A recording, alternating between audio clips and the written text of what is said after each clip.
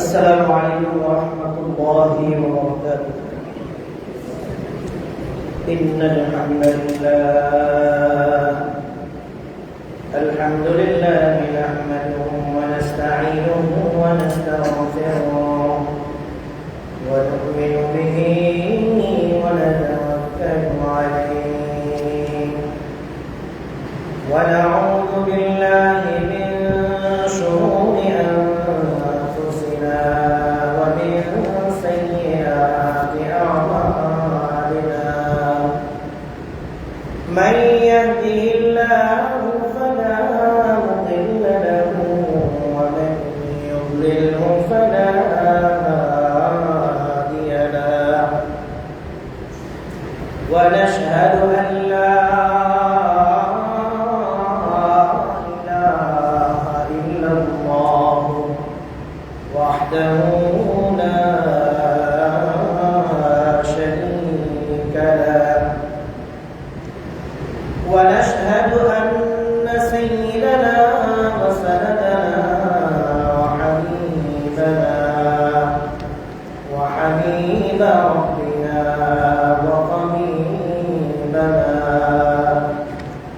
وطبيب قلوبنا ومولانا محمدا عبده ورسوله. أما بعد فقد قال الله تعالى في القرآن المجيد: أعوذ بالله من الشيطان الرجيم. بسم الله الرحمن الرحيم. إن الله لا يغفر أن يشرك به ويغفر ما دون ذلك لمن يشاء.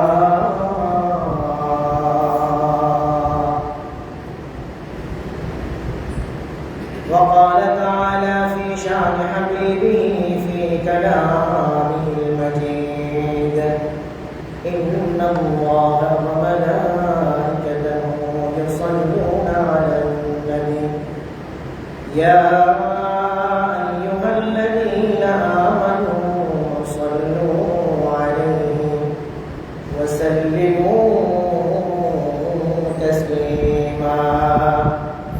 اللهم صل على سيدنا ونبينا وشفيعنا وحبيبنا ومولانا محمد صلى الله عليه وعلى آله وأصحابه وبارك وسلم.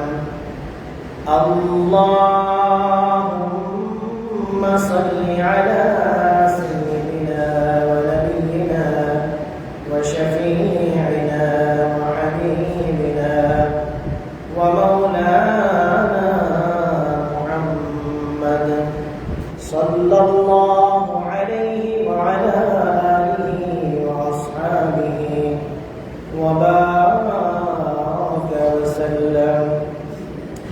আলহামদুলিল্লাহ, আল্লাহ পাকের দরবারে অসংখ্য অগণিত শুকরিয়া যে মহান রব্বুল আলামিন আপনাকে আমাকে দয়া করে মায়া করে আল্লাহর মসজিদে আসার বসার তৌফিক দান করেছেন। এই জন্য সেই মহান রব্বুল ইজ্জতের দরবারে শুকরিয়া আদায় করি আলহামদুলিল্লাহ। দুরূদ ও সালাম নবী মুহাম্মদ রাসূলুল্লাহ সাল্লাল্লাহু আলাইহি ওয়াসাল্লামের উপরে, যার আগমনকে কেন্দ্র করে আল্লাহ তাআলা ঘোষণা করেছেন ওমা আরসালনাকা ইল্লা রাহমাতাল লিল আলামিন, যে মহান রব্বুল আলামিন মহা এই মানবকে দুনিয়া এবং আখিরাত আলমের জন্য আল্লাহ রব্বুল আলামিন রহমত স্বরূপ প্রেরণ করেছেন। সেই মহানবী হযরত মুহাম্মদ মুস্তাফা সাল্লাল্লাহু আলাইহি ওয়াসাল্লাম এবং তার আহল ফরজনদের উপরে দুরূদ ও সালাম বর্ষিত হোক। প্যারা হাজিরিন, আল্লাহ রাব্বুল আলামিন এমন এক সত্তা বিভিন্ন নাস্তিক্য মনা মানুষরা এরা প্রকাশ্যে যদিও আল্লাহর অস্তিত্ব স্বীকার করতে চায় না, কিন্তু অপ্রকাশ্যে ঠিকই কিন্তু স্বীকার করে। প্রকাশ না করলেও তারা এটা কি করতে বাধ্য হয়, আল্লাহ যে আছেন, রব যে আছেন, সৃষ্টিকর্তা যে আছেন, এই ব্যাপারে তারাও মনে মনে কি এটা মানতে বাধ্য হয়। এক ব্যক্তি, এক বুজুর্গ ব্যক্তির সামনে এক নাস্তিক বলতেছে যে কোনো রব নাই, কোনো ইলাহ নাই, কোনো কিছু নাই। তো তখন ওই বুজুর্গ ব্যক্তি তাকে ডেকে বললেন যে ঠিক আছে, যদি রব না থাকে ভালো কথা, এটা তো খুব ভালো কথা, রব নাই, আমরা যা কিছু করবো ন্যাক আমল, কবরে যাবো, বাস, আর কোনো হিসাব নিকাশ নাই। কিন্তু যদি কবরে হিসাব হয় তাহলে তো ধরা, আর যদি রব থাকে তাহলে তো ধরা। যদি না থাকে তুমিও মুক্ত, আমিও মুক্ত। কিন্তু যদি থাকে তাহলে তুমিও ধরা, আর আমি যদি ইবাদত বন্দেগী কইরা যাই তাহলে আমি কি পাবো, ছাড় পাবো, সুযোগ আছে। কিন্তু যদি খারাপ কাজ করে যাই, বদ আমল করে যাই, তাহলে তো আর কি নাই, ছাড় নাই। ন্যাক আমল করে গেলে রব থাকুক বা না থাকুক মুক্তির একটা সম্ভাবনা আছে, কিন্তু গুনাহ করে গেলে রব যদি থাকে তাইলে তো আর মুক্তির কোনো সম্ভাবনা নেই। তো ঠিক আছে, তুমি যখন সমুদ্রের মধ্যে পড়ে যাও, একটা বড় জাহাজ ডুবে গেছে, মনে করো তোমাকে, তুমি চলতেছো এমন অবস্থায়, ঝড় উঠছে সমুদ্রে, এই জাহাজ যখন ডুবে যায় তখন তুমি কি বলো? তখন বলি আমি হেল্প মি, বাঁচাও বাঁচাও, এটা বলি। এত বড় সমুদ্রের মধ্যে তো কেউ নাই, তখন তুমি কাকে বাঁচাও বাঁচাও বলে না? এত বড় সমুদ্রের মধ্যে তুমি যেখানে জানো এখানে আর কেউ নাই, এখানে মাছ, কুমির কিংবা জলজ প্রাণী যারা তোমাকে বাঁচাবে না, এমন প্রাণীরা ছাড়া এই সমুদ্রের মধ্যে আর কেউ নাই। তো তুমি এই সমুদ্রের মাঝখানে ডুবন্ত অবস্থায় তুমি কাকে ডাকো, কাকে বলে এইটা বলো যে বাঁচাও বাঁচাও? এক পর্যায়ে এসে নাস্তিক মানতে বাধ্য হলো যে হ্যাঁ, ওই পর্যায়ে গিয়ে আমি তখন চিন্তা করি যে যে কোনো সত্তা হোক না কেন, যেই থাকুক না কেন, সেটা আমাকে কি করে, রক্ষা করে। মানে এক পর্যায়ে সৃষ্টিকর্তাকে মানতে কি হয়, বাধ্য হয়। এই যে ইদানিংকালের সোশ্যাল মিডিয়ায় খুব জনপ্রিয় একজন ব্যক্তিত্ব পিনাকি ভট্টাচার্য, তার ওই দিন একটা বক্তব্য দেখলাম, সে বলতেছে যে আমি তো পুরো একটা নাস্তিক মানুষ ছিলাম, পুরো কি ছিলাম, নাস্তিক ছিলাম। ধর্মে যদিও সে জন্মসূত্রে হিন্দু, কিন্তু কি ছিল, নাস্তিক। নাস্তিক মানে যে কোনো রবে বিশ্বাস করে না, কোনো স্রষ্টায় বিশ্বাস করে না। তো সে বলতেছে যে আমি সেই নাস্তিকবাদ থেকে, সেই নাস্তিকতা থেকে আস্তিকতায় ফিরে আসছি। সে প্রকাশ করে না, সে দেখবেন বিসমিল্লাহ, আলহামদুলিল্লাহ, ইন্নালিল্লাহ সবই বলে, আল্লাহর নামে শুরু করছি তাও বলে, সবই বলে, কিন্তু প্রকাশ্যে এখনো পর্যন্ত সে ঘোষণা করে না যে সে মুসলমান হয়েছে। আল্লাহ তাআলা তাকে দ্বীনের জন্য, ইসলামের জন্য কবুল করুন, বলেন আল্লাহুম্মা আমিন। তার ভিতরে যে খারাপি আছে এগুলো থেকে তাকে মুক্ত করে আল্লাহ তাআলা তাকে হেদায়েতের পথে আনুন। আমরা তার জন্য দোয়া করি। কি ভাই, দোয়া করতে পারি না? তার হেদায়েতের জন্য দোয়া করতে পারি না? আল্লাহ তাআলা তাকে মৃত্যুর পূর্বে অবশ্যই অবশ্যই কালিমা নসিব করে আমরা তার জন্য দোয়া করি। তো এই নাস্তিকতা এটা এমন একটা রোগ, এটা একবার ধরে ফেললে সহজে কি করতে চায় না, যেতে চায় না। আল্লাহ রাব্বুল আলামিনের কাছে শয়তান বলতেছে, আল্লাহ এতগুলা জান্নাত বানায় করবে কি? এতগুলা জান্নাত বানাইছে, এতগুলা জান্নাতের করবে কেন? জান্নাত বানাইলাম আমি, তোরা তো টেনশন কেন? জান্নাত বানাইছে আল্লাহ, শয়তানের টেনশন, এত জান্নাত বানায় করবে কি? কারণটা কি? তোমার তো সমস্যা কি?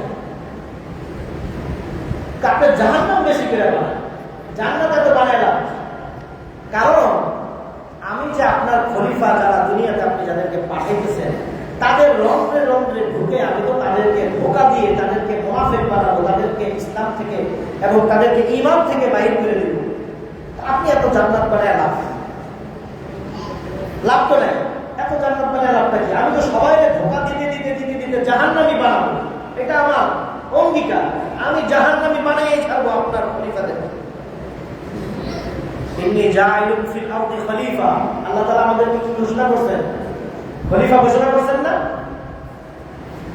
শয়তানকে আল্লাহ তাআলা উত্তর দিতেছে, তুই সারা জীবন পরিশ্রম করবি, সারা জীবন একটা মানুষকে খারাপ পথে পরিচালনা করবি, গুনার দিকে নিয়ে যাবি, জেনা করাবি, ব্যভিচার করাবি, খারাপ কাজ তারা দিয়ে করাবি। সব কিছুর পরে সে যখন আমার দরবারে আইসা আল্লাহ মাফ করে দেন এই কথাটা বলবে, আমি সাথে সাথে তার সব গুনাহ মাফ করে দেব। তুই সারা জীবন চেষ্টা করবি জাহান্নামে যাওয়ার জন্য, আর আমার বান্দা একবার আমার কাছে আসবে, আমি তার সারা জীবনের সব ভুল ভ্রান্তি মাফ করে তাকে জান্নাতি করে দেব, বাট তুই ঠেকা পাবি। আল্লাহ তাআলা আমাদেরকে জান্নাত দেওয়ার জন্য জান্নাত প্রস্তুত করে রেখেছে, আমরা নেওয়ার জন্য প্রস্তুত কিনা সেটা হলো দেখার বিষয়। আপনার জন্য আমার জন্য জান্নাত আল্লাহ তাআলা কি করে রাখছেন? লিপিবদ্ধ করে রাখছেন, অবধারিত করে রাখছেন। নিব কিনা সেটা আপনার আমার ব্যাপার। ক্লাসের মধ্যে প্লে আছে, নার্সারি আছে, 1 আছে, 2 আছে, 3 আছে, মাদ্রাসা লেভেলে মক্তব আছে, হেফজ বিভাগ আছে, 1 আছে, 2 আছে, 3 আছে, কিতাব বিভাগ আছে, তাইসির মিজান নাহবে হেনাত নাহ, এইভাবে বিভিন্ন জামাত বিন্যাস করা আছে। জামাত তো বিন্যাস করা আছে কেন?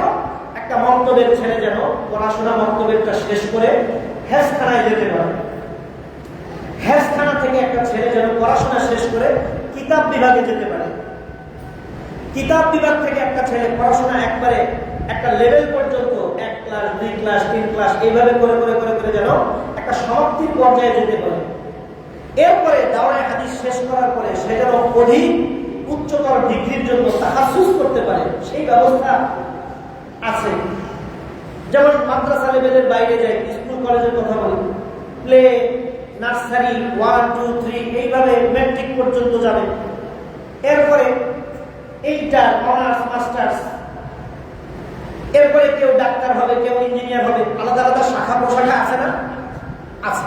এরকম মাদ্রাসা লেভেলেও আছে। কেউ ইসলামিক ল নিয়ে পড়াশোনা করবে, সে ইফতা নিয়ে পড়াশোনা করবে, ইফতা অর্থাৎ ফতোয়া বিভাগে পড়াশোনা করবে, ইসলামিক ল। কেউ যদি কোরআনকে অধিকতর তাফসীর বিষয়ক যদি কেউ ডক্টরেট করতে চায় কিংবা অধিক জ্ঞান লাভ করতে চায়, সে তাফসীর পড়বে, তাকে মুফাসসির করবে।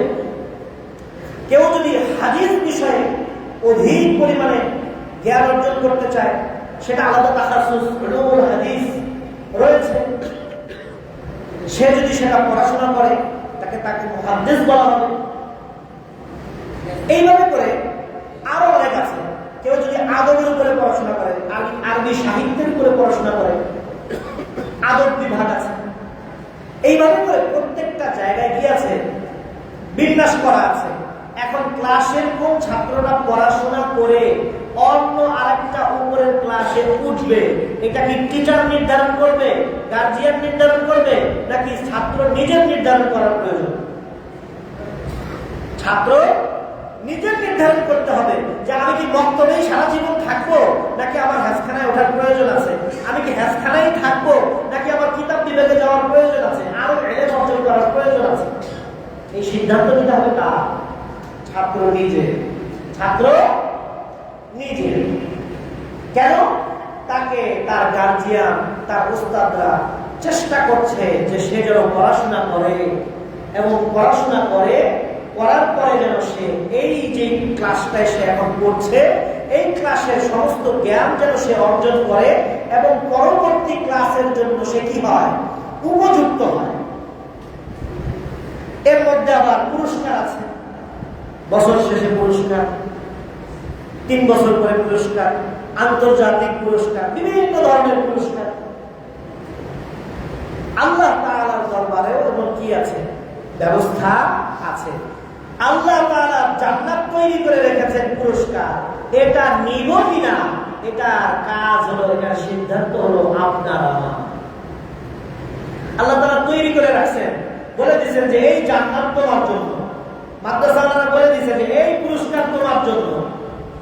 তুমি পড়ে পড়াশোনা করে পাস করে যদি আসতে পারো তাহলে এই পুরস্কার তুমি পাবে, আর যদি ফেল মারো তাহলে তার জন্য রয়েছে তোমার জন্য তিরস্কার। কটু কথা, তিরস্কার রয়েছে। আর যদি তুমি পাশ করতে পারো, তোমার জন্য রয়েছে অফুরন্ত সুখ, শান্তি, সমৃদ্ধি, পরবর্তী ক্লাসে ভালো উন্নয়ন, ভালো সুযোগ সুবিধা, হ্যাঁ, এই ধরনের বিভিন্ন সুযোগ সুবিধা তার জন্য দুনিয়াতে ব্যবস্থা করা হয়। তাহলে আখিরাতে অবশ্যই এমন কোনো সুযোগ সুবিধা আছে, এমন কোনো সুযোগ সুবিধা আছে। যেই ইনসান, যেই মানুষ আল্লাহর কথা শুনবে, আল্লাহর কোরআন এবং সুন্নাহ মোতাবেক চলবে, আল্লাহ তাআলা তার জন্য জান্নাত ঘোষণা করে রাখছেন যে এই জান্নাত তোমার জন্য আমি তৈরি করে রাখছি। এটা অর্জন করার দায়িত্ব কার? তোমার, আপনার। এই জন্য ভাই, আমরা দুনিয়াতে আল্লাহর উপরে বিশ্বাস বাদ দিয়ে এখন দুনিয়ার অনেক কিছুর উপরে আমাদের বিশ্বাস চলে গেছে। এই বিশ্বাসগুলো যে আমাদেরকে বড় শিরক, ছোট শিরকে লিপ্ত করছে, এটা আমরা অনেক সময় বুঝিও না। আমরা একমাত্র রিজিক দাতা মনে করি আমাদের চাকরিকে, একমাত্র রিজিক দাতা মনে করি আমাদের ব্যবসাকে, একমাত্র রিজিক দাতা মনে করি আমার সমাজের নেতাকে, একমাত্র রিজিক দাতা মনে করি আমার সমাজের একজন গণ্যমান্য ব্যক্তিকে, মেম্বারকে, চেয়ারম্যানকে, মন্ত্রীকে, এমপিকে। অথচ একমাত্র শুধুই একমাত্র রিজিক দাতাকে আল্লাহ। এর সাথে আমরা এখন ভুলাই ফেলেছি যে স্যারে যদি আমার বেতন দেয় তাইলে আমার রিজিক চলবে, স্যারে যদি আমার বেতন না দেয় আমার রিজিক বন্ধ। আরে ওই রিজিকের সাথে ওটার সাথে আপনার কি সম্পর্ক? আপনার রিজিক তো আল্লাহর হাতে। আপনার আমার রিজিক কার হাতে? আল্লাহর হাতে। আল্লাহকে বাদ দিয়ে দুনিয়ার পিছনে, দুনিয়ার মানুষের পিছনে, দুনিয়ার রিজিকের পিছনে ছোটা যাবে না। আল্লাহকে মেনে, আল্লাহর হুকুম মেনে, এরপরে আল্লাহ তাআলা বলেছেন যে তোমরা নামাজ আদায় করো, নামাজ কায়েম করো, এরপরে দুনিয়াতে তোমরা রিজিক তালাশের জন্য কি হয়ে যাও? ছড়িয়ে পড়ো।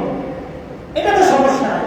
কিন্তু আল্লাহকে বাদ দিয়ে, আল্লাহর স্মরণকে বাদ দিয়ে কুকুর শ্রীগালের মতো ঘুম থেকে উঠলা আর রিজিক তালাশে বের হয়ে গেলা, আবার খাইলা দাইলা, আবার ঘুমাইলা, আবার উঠা আগমন করলা, আবার খাইলা, আবার ঘুমাইলা, আবার উঠলা, আবার খাইলা, আবার ঘুমাইলা, আবার উঠলা, আবার পায়খানা করলা। এটাই কি মানুষের জীবন না এটা পশুর জীবন? এটা কি মানুষের জীবন না পশুর জীবন? কথা বলে, পশুর জীবন। পশুর কোনো এগুলো নিয়ে কোনো টেনশন নেই। পশুর জন্য কোনো ইবাদত আছে? পশুর জন্য নামাজ রোজা আছে? আল্লাহর হাবিব সাল্লাল্লাহু আলাইহি ওয়াসাল্লামের সুন্নাহ মোতাবেক চলতে হবে। কেমন রাসূল? রাসূল সাল্লাল্লাহু আলাইহি ওয়াসাল্লাম জন্মের আগে বাবা আব্দুল্লাহ কাবা ঘর তওয়াফ করতেছে। আগেকার দিনের মুশরিক যারা ছিল তারা কিন্তু কাবা ঘর কি করত? তওয়াফ করত। মূর্তি ঢুকায় রেখে কি করত? তওয়াফ করত। কারণ তারা বিশ্বাস করত যে ইব্রাহিম আলাইহিস সালামের ধর্ম অনুসরণ করতেছে। কার ধর্ম? পিতা ইব্রাহিম আলাইহিস সালামের ধর্ম অনুসরণ করতেছে। কিন্তু আসলে তো মাঝখানে কি করে ফেলছে? তারা শিরক ঢুকায় ফেলছে, মূর্তি ঢুকায় ফেলছে। তা আব্দুল্লাহ তওয়াফ করতেছেন কাবা ঘরে। এমন সময় এক মহিলা, তার যে কোনো একটা শক্তি তাকে আল্লাহ তাআলা ওই সময় দান করেছিলেন, সে হঠাৎ করে দেখলো আব্দুল্লাহর কপালের মধ্যে কেমন যেন একটা নূর চমকে গেছে। আব্দুল্লাহ তখনও বিবাহ শাদী করেনি, ওই মুহূর্তে এখনো বিবাহ শাদী করেনি। উনি দেখে বুঝে ফেলছেন, উনি অনেক জ্ঞানী একজন মহিলা ছিলেন, উনি একজন পণ্ডিত মহিলা ছিলেন। উনি দেখে বুঝে ফেলছেন যে ভবিষ্যৎ যে নবীর ঘোষণা করা হয়েছিল সেই নবী এই আব্দুল্লাহর মাধ্যমে আসতে যাচ্ছে। তিনি তওয়াফ অবস্থায় ওই মহিলা আব্দুল্লাহকে কয়েকবার ডাক দিলেন, কিন্তু আব্দুল্লাহ যেহেতু ব্যস্ত, এই জন্য তার ডাকে ওই সময় সাড়া দিলেন না। সাড়া না দেওয়াতে মহিলা চিন্তা করলেন যে ঠিক আছে এখন চলে যাই, আবার পরে কথা বলবো। এত মানুষের মধ্যে, এত ভিড়ের মধ্যে, এত ব্যস্ততার মধ্যে কথা না বলে পরে কথা বলবো বলে চলে গেলেন। এই চলে যাওয়ার পর থেকে উনি আবার কয়েকদিন পরে আবার তওয়াফ করতে আসলেন। এই যে তওয়াফ করতে আসলেন, এর মাঝখানে আব্দুল্লাহ কি হয়ে গেছে? বিবাহ হয়ে গেছে আমেনার সাথে। এবার আব্দুল্লাহ যখন তওয়াফ করতেছেন, ওই মহিলা আবার এসে হাজির। এবার আব্দুল্লাহ দেখছে এই মহিলা তো আমাকে ইতিপূর্বে ডাকাডাকি করছে, কিন্তু আমি তাকে সময় দিতে পারিনি। কি কারণে ডাকলো? আর এই যে সময় দিতে না পারার কারণে এর আগের দিন চলে গেল, আজকে একটু জিজ্ঞেস করি। আব্দুল্লাহ মহিলাকে ডাকলেন, জিজ্ঞাসা করলেন যে আপনি এর আগে একদিন আমাকে ডেকেছিলেন, কারণ কি? আপনি আমাকে ডাকছেন কেন? কি কারণে ডেকেছেন? কি দরকার, কি প্রয়োজন বলেন আমাকে। এবার ওই মহিলা বলতেছেন যে কিছুদিন আগে আমি আপনাকে যখন ডেকেছি সেই প্রয়োজন এখন আমার ফুরিয়ে গেছে, এখন আর আপনাকে প্রয়োজন নাই। কেন? তখন ওই মুহূর্তে ওই মহিলা দেখতেছেন যে আব্দুল্লাহর কপালে সেই নূর আর নাই, ওটা চলে গেছে কোথায়? আমিনার পেটে। এমন নবী ছিলেন আমাদের নবী মুহাম্মদুর রাসূলুল্লাহ সাল্লাল্লাহু আলাইহি ওয়াসাল্লাম। ওনার জন্মের আগে থেকে এত রকমের সিম্পটম, এত রকমের প্রকাশ্য দিবালোকের ন্যায় রাসূলুল্লাহ সাল্লাল্লাহু আলাইহি ওয়াসাল্লাম জন্মগ্রহণ করেছেন। জন্মগ্রহণ করার পূর্বে যখন মা আমিনার পেটে নবী সাল্লাল্লাহু আলাইহি ওয়াসাল্লাম যেই রাত্রে প্রবেশ করেছেন, সেই রাত্রে আকাশে একটা উজ্জ্বল নক্ষত্র সাদা থেকে সরাসরি রক্তিম আকার ধারণ করেছে, যা সারা পৃথিবীতে যখন ওই মানুষ যারা ওই সময় ছিল সবাই দেখেছেন যে রক্তিম একবারে সূর্য, একটা সূর্যের মতো লাল টকটকা একটা চাঁদও না, সূর্য না, কিন্তু একটা নক্ষত্র জল জল জল জল করছে আকাশের মধ্যে। ওইটা দেখে যারা পণ্ডিত ব্যক্তি তারা বুঝে ফেলেছে যে নবী মুহাম্মদুর রাসূলুল্লাহ সাল্লাল্লাহু আলাইহি ওয়াসাল্লাম দুনিয়াতে আসার প্রস্তুতি সম্পন্ন হয়ে গেছে। এমন নবী উম্মত, আমরা এমন নবীর আদর্শ রেখে আজকে দুনিয়ার মানুষের বানানো তন্ত্র মন্ত্র এবং দুনিয়ার মানুষের বানানো শিক্ষায় আমরা শুধুমাত্র তার পিছনেই আমরা ছুটছি, সেই জ্ঞানের পিছনেই ছুটছি। আর নবী মুহাম্মদুর রাসূলুল্লাহ সাল্লাল্লাহু আলাইহি ওয়াসাল্লাম আমাদেরকে যেই শিক্ষা দিয়ে গেলেন সেই শিক্ষাটা আমাদের পছন্দ হচ্ছে না। এটা খুবই দুঃখজনক, মুসলমানদের জন্য এটা খুবই দুঃখজনক। মুসলমান ব্যতীত, ইসলাম গ্রহণ করা ব্যতীত কিয়ামতের দিন আল্লাহর কাছে আর কোনো ধর্ম, আর কোনো বর্ণ কি হবে না? গ্রহণযোগ্য হবে নয়াকারে না। কারণ আল্লাহ তাআলা বলেছেন ইন্নাদ দীনা ইনদাল্লাহিল ইসলাম, আল্লাহর কাছে একমাত্র ধর্ম হচ্ছে কি? ইসলাম। ইসলামের বাইরে যারাই থাকবে, সে যত সৎ মানুষই হোক, যত ভালো মানুষই হোক, তাকে আল্লাহ তাআলা তার প্রতিদান দুনিয়া পর্যন্তই শেষ, তাকে আল্লাহ তাআলা আখিরাতে আর কিছুই দিবেন না, তার জন্য অনন্তকালের জাহান্নাম অপেক্ষা করছে। সুন্দর একটা ঘটনা ছিল, আজকে আর সময়ের অভাবে বলতে পারলাম না। আল্লাহ তাআলা হায়াতে বাঁচাইলে ইনশাআল্লাহ আগামী জুমায় ইনশাআল্লাহ এই সংক্রান্ত আরো কিছু আলোচনা হবে। ওমা তাওফীক ইল্লা বিল্লাহ ওয়া আখিরু দাওয়ানা আলহামদুলিল্লাহি রাব্বিল আলামিন। আসসালামু আলাইকুম ওয়া রাহমাতুল্লাহি ওয়া বারাকাতুহু। অনেকেই ফ্যান চেয়েছিলাম, ফ্যান দিচ্ছেন আলহামদুলিল্লাহ। মসজিদের জন্য আমাদের বলেছিলাম যে 40টা ফ্যানের প্রয়োজন। আলহামদুলিল্লাহ ইতিমধ্যে আমার মাধ্যমে আমাদের একজন মুহিব্বিন মুতাআল্লিক উনি ইনশাআল্লাহ 10টা ফ্যান দেওয়ার জন্য রাজি হয়ে গেছে। ওটা যেহেতু ফ্যানের গোড়া যেহেতু 3 ফিট লাগবে, আমাদের ফ্যানের পাইপগুলো কিন্তু 3 ফিট, যেটা সচরাচর বাজারে পাওয়া যায় না। এটা কোম্পানি থেকে অর্ডার দিয়ে আনলে ভালো হয়, আর নাইলে আবার জিআই পাইপ যেটা বানাইতে হয়, জিআই পাইপ দিয়ে বানাইলে সেটা সুন্দর হয় না, কোম্পানি থেকে বানাই দিলে সেটা সুন্দর হয়। এই জন্য আমরা ওইভাবে করেই ফ্যান আনার চেষ্টা করতেছি। আপনারা যারা কিনে দিতে চান আপনারা কিনেও দিতে চান। এই যে আমাদের কামাল ভাইও আলহামদুলিল্লাহ মসজিদের জন্য 2টা ফ্যান অলরেডি কিনে ফেলেছেন। উনি কিনেছেন ভিশনের এই সাদা ফ্যান, এই ফ্যানগুলোও এই ভাইয়ের, এই 2টা ফ্যানও কামাল ভাই দিয়েছিলেন আগে। এখন কামাল ভাই আরো 2টা ফ্যান কিনে রাখছেন। আমাদের যেহেতু পাইপ নাই এই জন্য এই ফ্যানটা এখনো পর্যন্ত আনি নেই। আপনারা যারা যারা দিতে চান দিতে থাকেন। আমরা ওই যেই পাইপগুলো আনবো ওই পাইপগুলো আনলে এই ছোট পাইপগুলো মাদ্রাসার জন্য দিয়ে দিব, আর বড় পাইপগুলো মসজিদের জন্য লাগাই ফেলবো ইনশাআল্লাহ। আপনারা যারা দিতে চান আমি দামটা বলে দিই। ভীষণ ফ্যান আমাদের কামাল ভাই কিনেছেন 3600 টাকা করে, আর বিআরবি ফ্যান এটা 3300 টাকা করে কিছুদিন আগেই আমাদের একটা কেনা হয়েছে, হেফসখানায় লাগানো হয়েছে। এই জন্য দামটা আপনাদেরকে জানিয়ে দেওয়া হলো। আপনারা যারা টাকা দিবেন 3300 কিংবা 3600 এর মধ্যে দিয়ে, এর বাইরে দিয়ে না। আর যারা কিনে দিতে চান কিনেও দিতে পারেন, আপনাদের ইচ্ছা। আল্লাহ তাআলা সবাইকে তৌফিক দান করুন। যারা সুন্নাত নামাজ আদায় করতে চায় কবলা জুমা সুন্নাত আদায় করুন।